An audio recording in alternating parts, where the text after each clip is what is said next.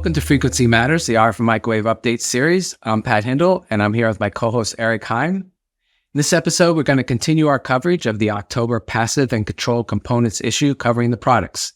As a reminder, the cover story is written by Brian Walker of JFW Industries, and it's about choosing the right programmable attenuator for a receiver sensitivity test.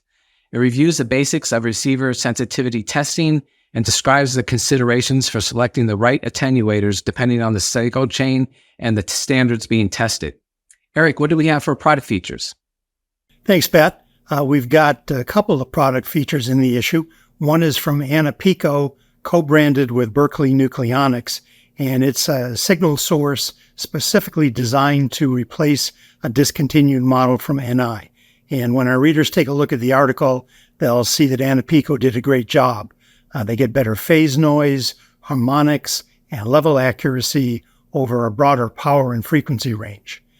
We also had an 8-channel dual polarization beamformer IC with built-in digital control circuitry and sensors from Icona that operates from 26.5 to 29.5 gigahertz. And Icona is a relatively new fabless design house, but they're doing some interesting things. And the product feature has a lot of information about the performance and planned evolution of that platform. So take a look at that. Yeah, and for our tech briefs, we had connectorized bias tees that offer ultra-wideband control solutions from Krytar. And we also had digitizers that offer 10 gigasamples per second sampling rate with continuous streaming from Spectrum Instrumentation. And today we had a special guest join us, Tom Cole, Vice President of Sales and Marketing at Integra Technologies. He joined me to discuss high-power transistor market and new developments in the high-voltage GaN that they produce. Let's take a look at a clip from that now. We are seeing a trend towards software-defined RF and microwave systems, in many cases incorporating AI. Has Integra been aligning with its RF and microwave SSPA technology with this trend? I agree with you. We see that trend very presently around a lot of the customer base, especially as systems are looking to become more dynamic and to be able to adjust to whether it's resolving a radar target or looking at high power microwave applications for defense. All of these systems share the same desire, which is to be able to benefit from machine learning to make the systems more effective. So at Integra, back at European Microwave in 2022, we introduced our digital palette architecture. And this is really a very flexible, so think of it as a software-defined integrated control and command of an RF palette. And so this platform has really been put together so that it wraps around our RF high-power palettes. And now we can provide either in a completed form factor or the individual building blocks for a customer to drop in to their own SSPA.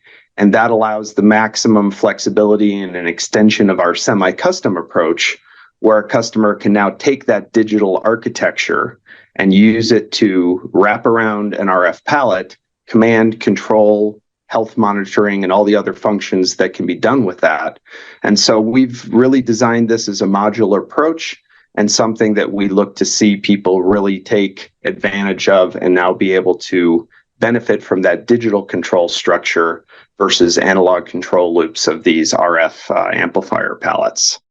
Yeah, it was great catching up with Tom again. Integra Technologies is really pushing the limits of GaN power amplifiers.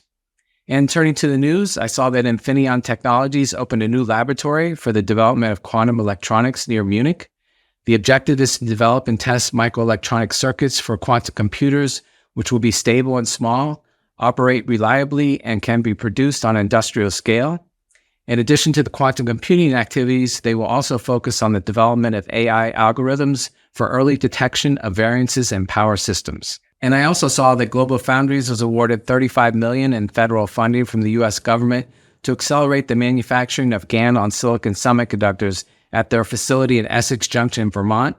This funding will bring GlobalFoundries closer to their large-scale production of these GaN chips, and they're aiming to enable high performance and efficiency in 5G and 6G cellular communications for infrastructure and handsets, automotive and industrial IoT, as well as power grids and other critical infrastructure.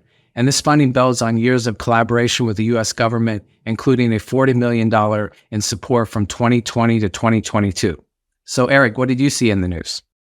Well, Pat, as a bit of a public service, William Walsh of Quantic Wenzel was kind enough to write a piece with some thoughts on how the industry can get involved with academia, trade schools, and industry associations to help generate interest in the next generation of RF technical and manufacturing people.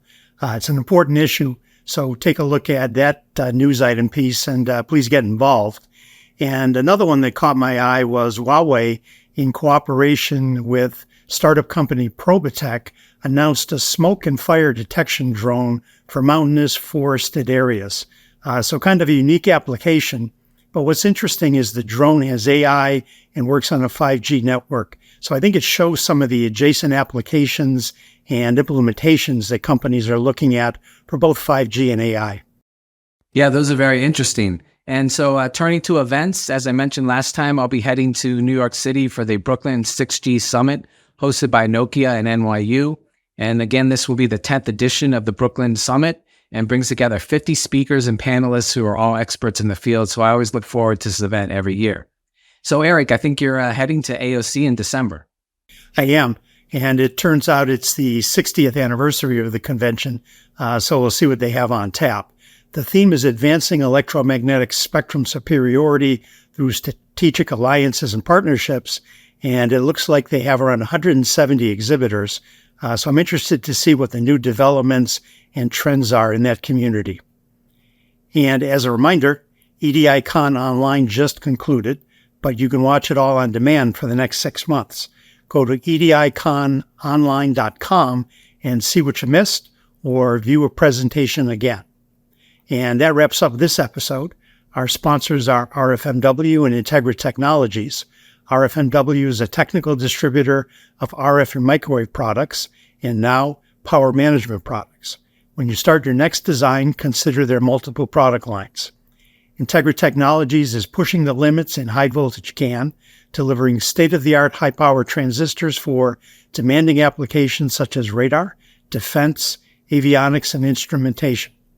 And remember, as a member of the industry, a subscription to Microwave Journal is free, so please visit our site and subscribe today if you aren't already a reader. Thanks for watching, and please join us next time for another Frequency Matters.